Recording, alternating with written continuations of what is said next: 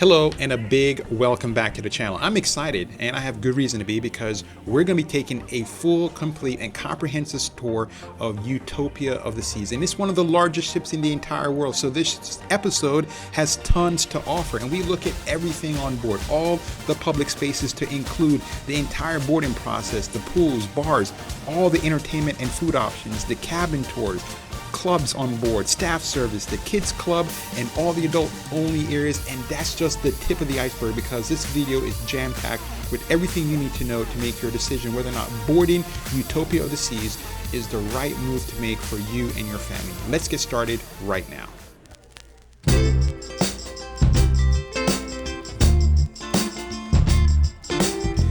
I boarded this ship in Port Canaveral, and from the time I walked out of my car until the time I stepped on board the ship was about maybe 35 minutes. So it was very smooth, easy, ran into no problems whatsoever. And when I walked on board, the first place I walked into was the Grand Promenade, and it was spectacular. It had super high ceilings. You didn't feel like you were on the ship. I felt the entire time like I was walking around like I was in a mall. It has lots of shops and places to eat, and it was just really beautiful. I just can't express enough how large the ship is and how grand and just fabulous the first entrance is when you walk on board. In my opinion, and based on my research, and you can look at my videos and you see I've done the research on this, the next thing that people like to do on board more than eating is going to be entertainment.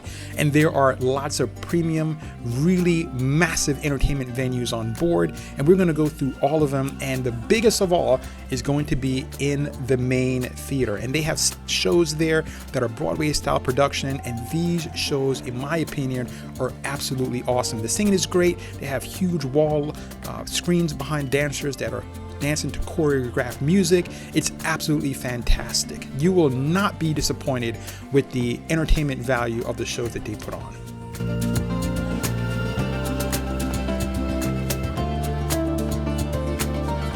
One of the many things I love about cruising is that there's always something for you to do. No matter what time of the day or night, you can find something to keep you energized and entertained. Whether you're 9 or 95, there's going to be something on board, many things on board actually, for you to do and keep busy throughout the day. And this is absolutely no different. I felt that the level of activities to keep you going is going to be far greater than you would find on an ordinary cruise ship. The reason why is because there's so many people on board that, there's a lot more options. So if that's something that you enjoy, you're really going to like this ship because there is just tons of things to do no matter what time of the day or night.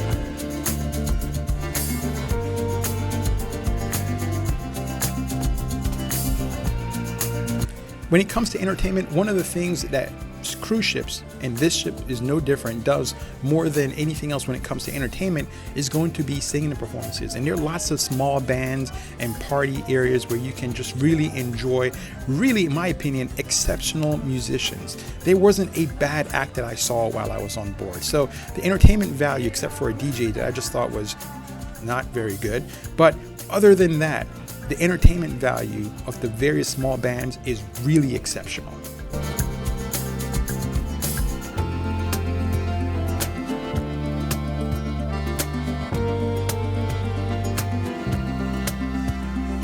If there's one thing on board that I would tell you do not miss, it's going to be the aqua performance. If you've never seen one, be prepared to be entertained. But I'll say this, it's so popular that you need to get a ticket, and oftentimes they sell out. So definitely get the Carnival app downloaded and reserve a spot for the aqua show. They had people that were jumping from way up high in the air, and they were doing dance routines and numbers, and it was a whole cast of characters. It was really a phenomenal performance in my opinion. If there's anything on board I would say do not miss, it's going to be the aqua performance. Believe it or not, there's an ice skating ring on board, and they do performances there as well as game shows. So definitely don't miss that performance. In my opinion, maybe not the best I've ever seen. I've seen actually better on smaller ships. However, it was still entertaining. So I wouldn't recommend you avoid it, but I've seen better. So I'm not saying it's the best show on earth, but it was very entertaining. Worth going to for sure. There is a casino on board, and of course it's massive. The casino is just huge. It goes on for days, and it's a smoking casino. So if you don't like that, unfortunately, you're gonna have to walk through the smoke in order to get to some other parts of the ship. However, there is a non-smoking casino, which is extremely small. It's like an afterthought. However, compared to other non-smoking casinos on other ships, it's pretty large. So if you like to gamble, plenty of opportunities for you to lose money. As you may be able to tell by this broadcast, I'm pretty high energy. I get on board and I just like to go, go, go, go, go. And this ship has a sports court, and there is tons of stuff to do on that particular level. And we're going to go through it. There's putt-putt golf, and there is soccer, as well as the all-time favorite, pickleball. People were bringing their own rackets. There was a little bit of a line, but they had so many pickleball courts that it really wasn't a problem whatsoever. There's a flow rider, which you can maybe do a safe, a wave surfing. That's what I'm looking for. The words I'm looking for is wave surfing. You can do that. There's also shuffleboard. We talked about pickleball. There's cornhole. There's a zip line, and all of the stuff I'm mentioning right now is absolutely free. There's seated soccer, table tennis, you name it. There is lots of stuff to keep you entertained on board.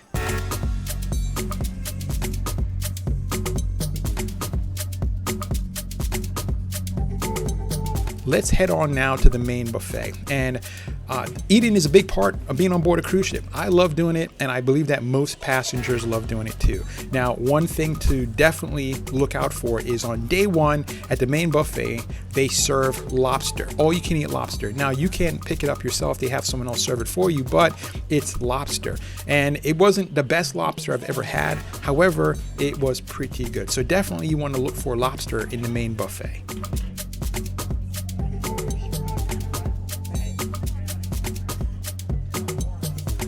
When it comes to food on board, I was pretty satisfied. They had a huge variety of different types of food. So no matter what your dietary restrictions or what kind of diet you're on or what kind of special foods you eat, there is something for you to eat here and be full and have plenty of it. So the food tastes good, and it was huge variety. So that was 2 wins.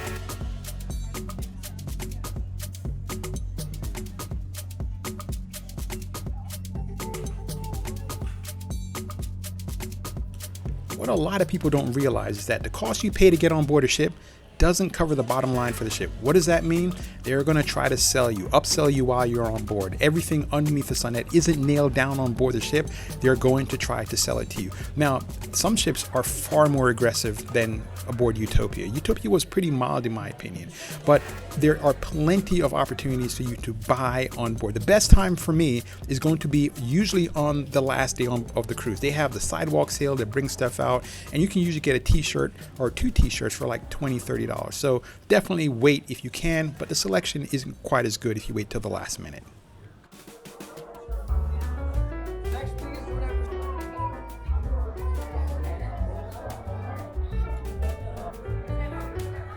Now let's head on to the main dining room, which is called the main dining room. And there's just one main dining room on board. Some cruise ships break them up into different dining rooms, and I was kind of surprised. I thought there would be multiple dining rooms on board, but there's just one main dining room. Now here's what I recommend. If you want a window seat, definitely sort that out before you get on board.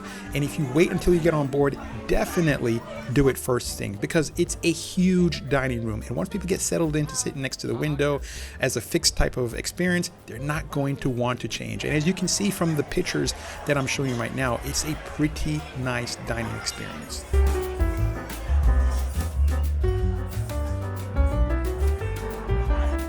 The menu at the main dining room changes every day, and as you can see from the images of food that are flashing across your screen right now, the selection is pretty good. It looks tasty and it tastes pretty good. It's a bit not as good as, say, some of the specialty restaurant, which is what we'll talk about in a little bit, but the selection here isn't bad at all. You're not going to be disappointed with the main dining room selections.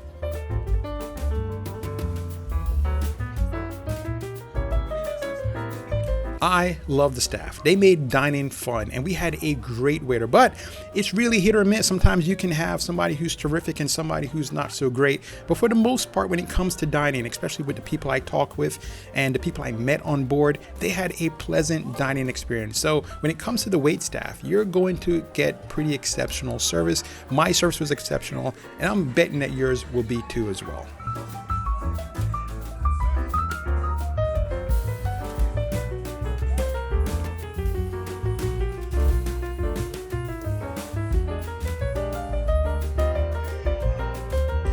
There are specialty restaurants on board as well. And at these restaurants, pretty much all the food there is an upcharge. So if you want to do this, here's what I recommend. Definitely get a package. If you want to go to a few of them, don't just go one a la carte. Definitely get a package. You're going to save yourself some money, and the food does taste a little bit better than what's offered in the main dining room, and you'll get selections at these restaurants that are not offered at the main dining room. The decor is going to be a little different. It's going to have better wait staff service, and overall you're going to have a more pleasant experience. So if you're celebrating a birthday, some kind of special occasion like your retirement or what have you, and you want to do something a little bit different than, say, the main dining room, then this is an option. However, it's going to be at an upcharge. You're looking at maybe $40 a plate. So it's not free, it's not included, and it's definitely worth it depending on your budget and what you're celebrating.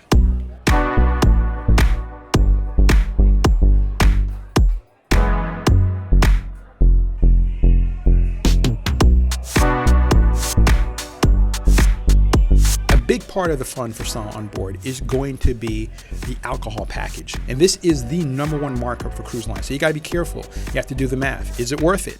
Now, if you drink at least 10 drinks per day, then more than likely you're going to at least break even. However, they let you drink as many as 15. So if you really like to make alcohol a part of your cruising experience, then definitely get the alcohol package before you get on board. And that's important that you get it before you get on board, because once you're on board the ship and you make a decision to get the package, it's going to cost you more. So to save money, get it before you get on board, but also do the math. If you're with more than one adult, sometimes they force you to buy 2 different packages. That means you have to realize that both of you have to drink enough to make it worth it. Now, I'll also say this: there are plenty of opportunities for you to drink, and the beverages taste pretty good. The bartenders are exceptional at what they do. There's hardly a drink that you're going to tell them that they're not going to be able to make, and if they don't know how to make it, just tell them and they'll do it.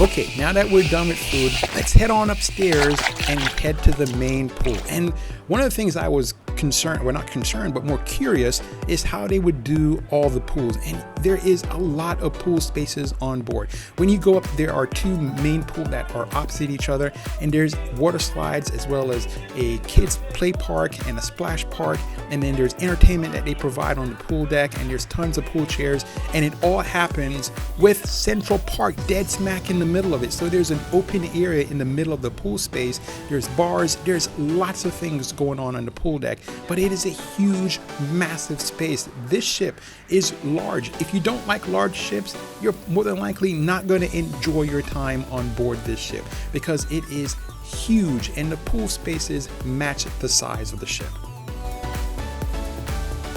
If you are traveling with kids, my pro tip to you is to sign the waiver form on day 1, because if you don't, they will track you down in the middle of your vacation at the most inconvenient time and drag you back to the pool deck to do just that. There are outdoor showers on the pool deck, and if you're wondering whether or not it's fresh water or salt water, it is fresh water in the pool as well as in the whirlpools. If safety is a concern for you, there are life vests available at no charge for kids and adults, and there are lifeguards available on duty while the pool is in operation.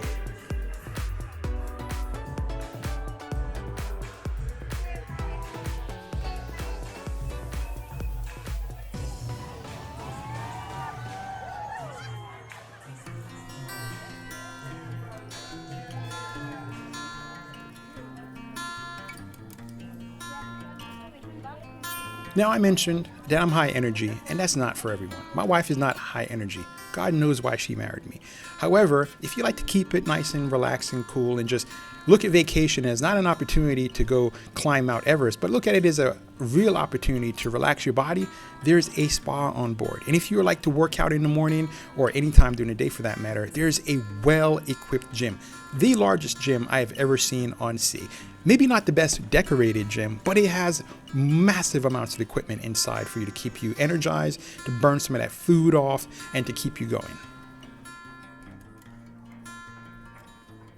If you like fitness classes, there are those as well. You can sign up for them, and most of those are free and included. Also, there is a jogging track on board, the longest I've ever seen on board any cruise line anywhere. It's massive. So if you like to get some outdoor fun, it's on deck 5.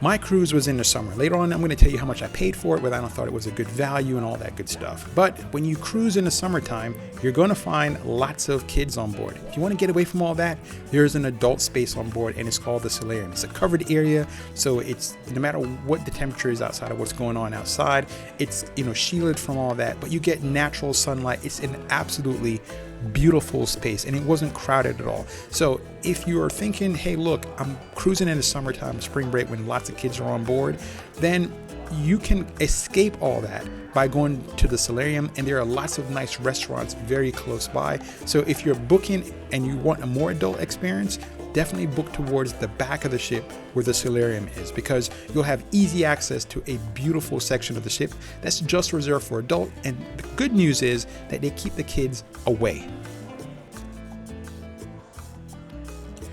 One of the big venues, and it's almost like an architectural marvel, is how they get this on board. Central Park. They have live trees, they have foliage. It's when you walk through Central Park, in my opinion, you feel like you're not on board a cruise ship. And you have to wonder, how in the world did they design and put this all into one ship? And how they designed it to be open to sunlight, but at the same time have a whole entire deck right above it, and then to have all these rooms that look down directly on Central Park. This ship is absolutely wonderful. I just love the Central Park area, especially after hours when you come in, they're doing a band performance, what have you. It's beautiful. A lot of restaurants are located right along, these are specialty restaurants, right along Central Park. So it gives you the opportunity to eat dinner, then walk out into like a park environment and just listen to some beautiful music and have just wonderful seating and just a beautiful atmosphere.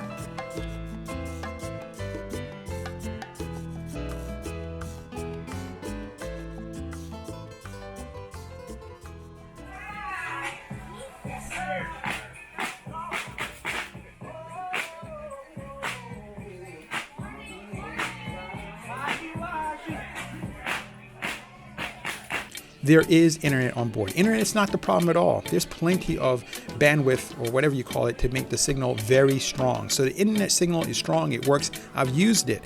The internet's not the problem. The problem is paying for it. For the cost of 1 or 2 days, you'll pay as much as you do on land for a whole entire month. But if you get to a point where you have to work, or you have to do some type of thing that requires you to have an internet signal, you absolutely can do it. That is not an issue whatsoever.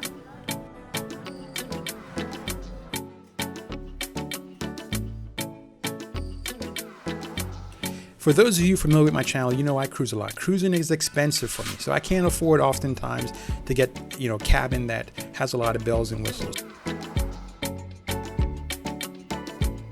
As far as how much I paid for this cruise, it was not inexpensive. Cruising on board Utopia is going to cost you more than an average ship, and the reason why, it's still relatively a new ship, and it's one of the second. At the time of this broadcast, it was the second largest ship in the entire world. People want to go on board the ship, and it has lots of things that you can do for absolutely free. So because of all that, and it's a popular ship, and it's well designed, and a lot of other reasons, you're going to end up paying more to cruise on this ship than you would another ship sailing at the same time, going at the same places. Now here's how much I paid.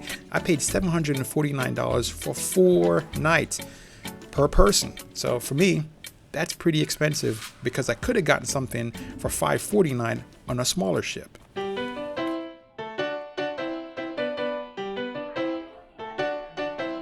So here's what you can expect. First off, the staff service is going to be exceptional. I always have a good time with the staff members, joking with them, talking with them, and they did a phenomenal job keeping this ship looking in tip-top shape. It's not a new vessel, but it certainly looked like it. It didn't have a lot of signs of wear and tear at all. The ship is in fantastic condition, and the reason why is because the staff is cleaning it all out at all hours of the day and night. Now, I'll say this about the staff.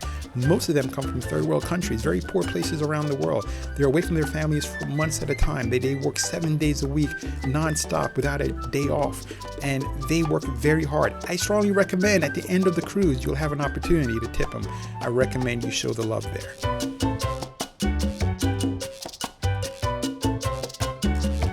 How much I paid for this cruise was more than I would pay, say, for an ordinary cruise. Big question is, was it worth it? And the answer to that, in my opinion, is yes. If it's a big ship, and there's lots of people on board. So if you like an intimate experience, you're probably not going to like this ship. Although it does have lots of places that you can go and have a quiet experience. But for the most part, it's a big ship. It has a lot that are going on all at the same time. And if that's not your vibe, then this is not going to be the ship for you. If you like to have tons of things to do, if you like to have a sense of adventure and exploration, and you just like bigger and feel bigger is better, then yes, it's going to be worth your money. For me, it was absolutely worth it. I would do this again in a heartbeat. I hope this video was helpful to you. Please like and subscribe, and thank you so much for watching.